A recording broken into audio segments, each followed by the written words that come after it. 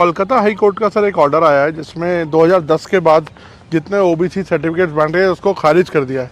दीदी इनकी कहती है- मोडस ऑपरेंडी है कि पहले इन्होंने कानून बना करके माइनॉरिटी को देने का पाप शुरू किया, पहले आंध्र में शुरू किया। सुप्रीम कोर्ट ने तक में वो हार गए, हाई कोर्ट ने उसको रिजेक्ट कर दिया क्योंकि संविधान अलाउ करता नहीं है। तो इन्होंने चालाकी करके पिछले दरवाजे से खेल शुरू किया और पिछले दरवाजे से खेल शुरू करने के लिए इन लोगों ने रातों रात मुसलमान की सभी जातियों को ओबीसी बना दिया। सभी जातियों को ओबीसी बना करके जो ओबीसी का हक था वो रातों रात डाका डाल दिया, लूट लिया। और इसके खिलाफ चुनाव की सरगर्मी चल रही है। तब हम तो बोल ही रहे थे कि भाई ये हो रहा है, कर्नाटक में हुआ है, मैंने बताया था, हम बंगाल के लिए भी बोल चुके थे। लेकिन जब हाई कोर्ट का जजमेंट आ गया तब ये साफ हो गया कि इतना बड़ा धोखा हो रहा है। लेकिन इससे भी दुर्भाग्य की बात है कि इतना बड़ा वोट बैंक की राजनीति करने के लिए वे अब इनको भी गाली दे रहे हैं, जुडिशरी को गाली दे रहे हैं, न्यायपालिका को गाली दे रहे हैं। और वो यहाँ तक कह रहे हैं कि कुछ भी हो जाए हम कोर्ट की बात मानने वाले नहीं हैं। ये जो स्थिति है वो किसी भी हालत में स्वीकार्य नहीं हो सकती है। सर केजरीवाल जी अभी जब जेल से बाहर आए तो उन्होंने कहा कि प्रधानमंत्री जी ही तय करते हैं कि कौन जेल जाएगा। वो कहते हैं सोरेन को और मुझे उनके इशारे पे जेल में डाला गया। अच्छा होगा ये लोग संविधान पढ़ ले, देश के कानून नियम पढ़ ले, मुझे किसी को कुछ कहने की जरूरत नहीं है। सर इस बार चुनाव में हम देख रहे हैं कि एक पर्सनल अटैक्स बहुत हो रहे हैं। लाइक आप पर भी कई बातें बोली गई हैं और आपकी तरफ से भी कुछ लोगों को कुछ बोला गया है। तो पर्सनल अटैक्स किस लिए इस बार, आपको लगता नहीं ये शैली नहीं होनी चाहिए चुनावों में? जहाँ तक मोदी का सवाल है, मैं तो पिछले 24 साल से गालियाँ खा करके गाली प्रूफ हो गया हूँ। मौत का सौदागर किसने कहा था, गंदी नाली का कीड़ा किसने कहा था। और मेरे यहाँ तो पार्लियामेंट में एक दिन हमारे एक साथी ने हिसाब लगाया था, 101 गालियाँ गिनाई थी। तो चुनाव या चुनाव न हो, ये लोग मानते हैं कि गालियाँ देने का हक उनका ही है। और वे हताश निराश इतने हो चुके हैं कि गालियाँ देना, अपशब्द बोलना, ये उनके शायद जहन में है, उनके स्वभाव में हो गया है। प्रधानमंत्री जी एक आरोप विपक्ष और लगा रहा है कि ईडी, आईटी, सीबीआई इसका इस्तेमाल किया जा रहा है विरोधियों को दबाने के लिए। मेरा मीडिया को सवाल है कि विपक्ष ने आपको ये कूड़ा कचरा पकड़ा दिया, वो कूड़ा कचरा लेकर के आप हमारे पास पहुंच जाते हैं। मीडिया वाले रिसर्च करें कि भाई सरकार के लिए क्या सवाल पूछने चाहिए, प्रधानमंत्री को क्या सवाल पूछना चाहिए। जो कूड़ा कचरा फेंक रहा है उसको पूछो ना, भाई तुम ये जो कह रहे इसका सबूत क्या है, कानून नियम क्या है, उसको पूछो ना। उसकी आपकी हिम्मत नहीं है। लेकिन वो जो कूड़ा कचरा फेंकते हैं, वो कूड़ा कचरा लेकर के आप मेरे यहाँ आते हैं। ये ठीक है कि मैं रिसाइकल के मानता हूँ, तो मैं इस कूड़े कचरे का रिसाइकल करके उसको खाद में परिवर्तित कर दूंगा और उसमें से देश के लिए कुछ न कुछ अच्छी चीज़ें पैदा कर दूंगा, इसलिए वो तो मैं करूंगा। लेकिन सरकार क्या करती है? आज गांव के सरपंच को चेकबुक पर सही करने का अधिकार होता है, देश के प्रधानमंत्री को नहीं है। ये इतना नॉलेज नहीं है इन लोगों को। देश के प्रधानमंत्री के पास इस प्रकार का कोई अधिकार नहीं होता है। मोदी सरकार का मैंडेट क्या है? मोदी सरकार ने अपने अफसरों को कहा है कि मेरी सरकार करप्शन के विषय में जीरो टॉलरेंस।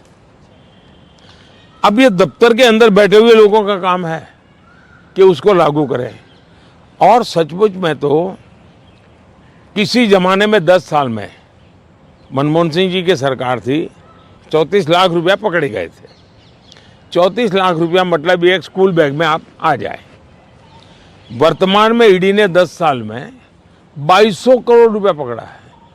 ये तो टीवी पर दिखता है, ये तो कोई झूठबाजी हो नहीं सकती है। अब जो 2200 करोड़ देश को वापस लाया है, ये उसका सम्मान होना चाहिए, उसको गाली गलौज होना चाहिए? तो गाली गलौज कौन करता है? जिसका पैसा गया है वो गाली गलौज कर रहा है। 2200 करोड़ जिसके जेब में से गया है, जिसने चोरी कर करके इकट्ठा किया था, वो पकड़ा गया, वो चिल्ला रहा है। इसका मतलब ये जो चोर पकड़े जा रहे हैं, इसमें जिसकी भागीदारी होगी वो चिल्लाएगा। मुझे थोड़े से अलग मुद्दे पर आते हैं। कश्मीर में हम इस बार देख रहे हैं रिकॉर्ड वोटिंग हो रही है। ऐसे ऐसे इलाकों में रिकॉर्ड तोड़ वोटिंग हो रही है जहां पर ऐसा सोचा नहीं जा सकता था।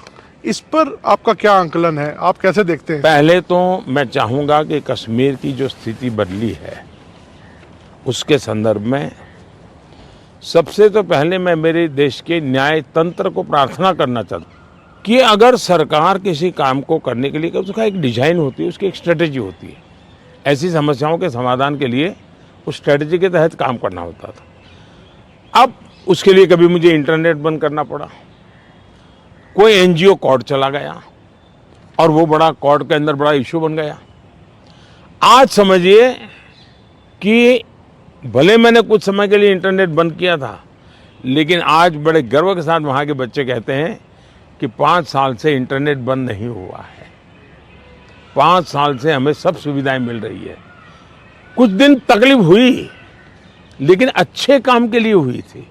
अब वो अदालत के अंदर जब विवादों में चढ़ जाता है, तब चीज़ें गड़बड़ा जाती है। तो ऐसे जो एनजीओ हैं जिन्होंने अदालतों के भरोसे लड़ाई लड़ना शुरू किया है, एक तो देश को उनसे बचाना बहुत ज़रूरी है। दूसरा, वहाँ का सामान्य मानवी जब मतदान करता है ना, तब वो सिर्फ किसी को जिताता ऐसा नहीं है जी। मतदान करता है मतलब भारत के संविधान को गले लगाता है।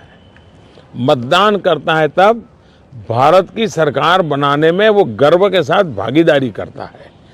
मतदान करता है मतलब कि भारत के सार्वभौमत्व के प्रति अपना समर्पण व्यक्त करता है। दूसरा, उनको विश्वास हुआ कि ये सरकार ऐसी है कि जहाँ फेयरनेस है, हम भरोसा कर सकते हैं कि ये सही होगा। और जब उसको ये विश्वास हो जाता है कि ये कोई हेरा फेरी नहीं हो रही है, तो वो पक्का वोट करने के लिए उत्साह से आता है। और उसका परिणाम है कि आज मतदान यानी 40-40 साल के रिकॉर्ड टूट चुके हैं। मेरे लिए बहुत सबसे बड़ी संतोष की बात है कि मेरे कश्मीर के मेरे भाई बहन, मेरे परिवारजन उमंग और उत्साह के साथ मतदान के लिए आगे आए। उन्होंने मतदान करके दुनिया को एक मैसेज दे दिया है। जो लोग आशंकाएं करते थे उनको एक मैसेज दे दिया है। सर, ये क्या विंडिकेशन है 370 को जो आपने हटाया, इससे क्या लगता है कि आपका ये विंडिकेशन है कि जिस तरह से अब 370 ये सिर्फ एक 5-4 परिवारों का ही एजेंडा था जी। ये न कश्मीर की जनता का एजेंडा था, न देश के लोगों का एजेंडा था। ये अपने फायदे के लिए ये 370 की ऐसी एक दीवार बना के बैठे थे ताकि कोई झोंक न पाए। और कहते थे 370 हटेगी तो आग लग जाएगी, वो कहते थे 370 हटेगी तो कश्मीर चला जाएगा। आज ये सत्य हो गया कि 370 हटने के बाद ज़्यादा एकता की अनुभूति हो रही है, कश्मीर के लोगों का अपनापन ज़्यादा बढ़ रहा है। और इसलिए इसका सीधा परिणाम चुनावों में भी दिखाई देता है, टूरिज्म में दिखाई दे रहा है। G20 समिट वहाँ होती है, बड़े शान से कश्मीर ने उनका स्वागत किया पूरी दुनिया का। और इसलिए ये कैसे झूठी दीवारें खड़ी कर करके देश को टुकड़ों में देखा गया, इसका ये उदाहरण है और उसको मैंने ध्वस्त किया है। सर, वेल्थ क्रिएटर्स को लेके भी बातचीत, एक नैरेटिव आता है कि कभी राहुल गांधी जी बोलते हैं कि आप कुछ परिवार को आप बढ़ा रहे हैं, अभी आपने हाल में उनको बोला।